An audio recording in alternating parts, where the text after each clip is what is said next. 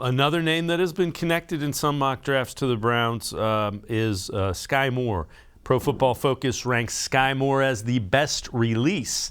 Now, he says they do mention level of competition, but 146 snaps last season, never was unable to get off the line of scrimmage.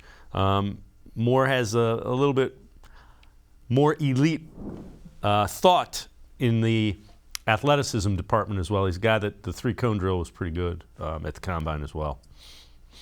Yeah, definitely. And I mean, that matters. I think that's, to go off into a very short tangent, that's a very underrated thing that doesn't get talked about enough when you talk about these draft prospects is three-cone. And for a guy like Skyy Moore, who's not very big, he's going to have to find other ways to separate. And if you're not tall, I think he's only about 5'9.5", you better be quick. And Skyy Moore is quick. He knows how to separate. He knows how to get open, and he can do things with the ball in his hands. And he's a very fun player to watch in his highlight reel. I know, obviously, we just talked about, how the Browns have leaned heavily for Power 5 prospects, but I'm sure Andrew Berry knows, like any other GM, that the MAC produces very good players on a regular basis.